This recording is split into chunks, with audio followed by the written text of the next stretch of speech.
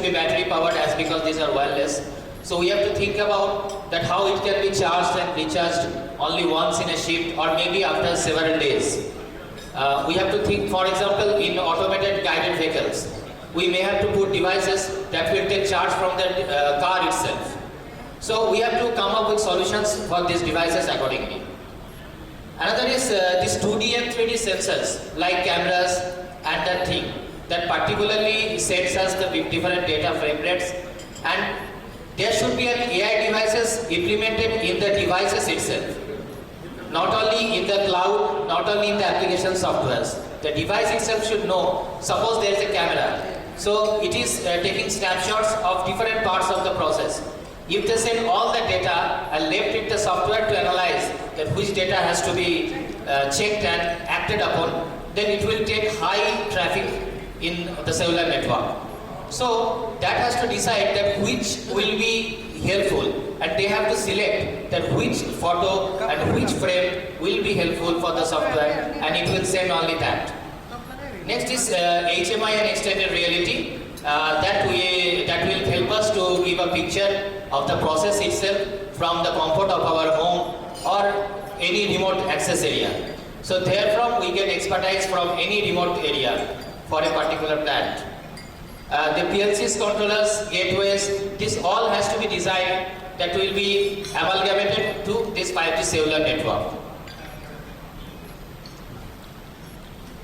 Now, this is a pictorial representation of how from different factories we'll take the data and send it to the cloud, where we take some application-based software and analyze that how the process can be optimized.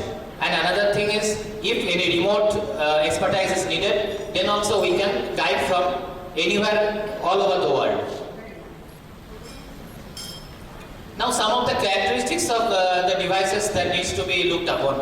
One is time characteristics. When we use this kind of devices, there has to be time reliability. There should be a different frame rate for different kinds of devices. For example, the automated guided vehicles can be navigation track based, can be camera based, and can be the robotic based, cooperative driving. So for these three kinds of things, there can be three kinds of timing is required. The time packets that has to be designed accordingly. And similar for data. Even for three applications that I give example for the time, there also the data packets and data frame rate will be different. So we have to design the devices accordingly. Next is time synchronization.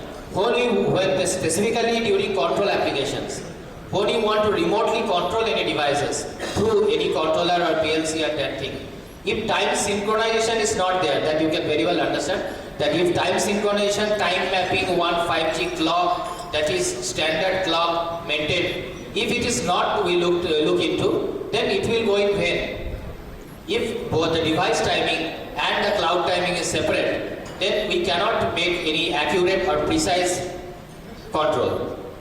Next is power characteristics that I have already explained that during devices. This has to be very power efficient, low power devices. Otherwise, it will be of no use. If we have to give recharge 2 times to 3 times in a particular shift, then it will be of practically no use. And another is positioning for either in vehicle or any co-robot or any other thing.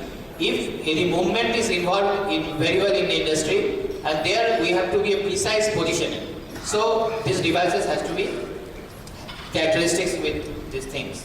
Now the challenges that we are facing, we will be facing specifically, because we are yet to face these challenges. Next is delay in standardization of 5G. We are yet to amalgamate with the manufacturers and the 5G cellular network that is taking place. The 5G networks are already developed to a much extent, but the device manufacturers are yet to be amalgamated with a common platform. If they come into a common platform and collaborate, and for that some standards are already there, but that standard is yet to be accepted globally.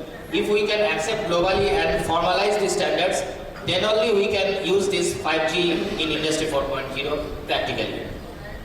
So that is the second part. Support of defense manufacturing industry is required. So this amalgamation is the very sought after issue now. And third point is the requirement of dedicated license spectrum. If we need some reliable data, low latency time frame, then we need a license spectrum. Any spectrum taking lease from the local government, and that will not do. We have to take proper license spectrum to have a reliable and perfectly time synchronized data communication. So for this 5G enabled industrial components has to be developed, and we have to come up with these things. Okay, thank you. If anybody has any question, thank you. Yeah, please.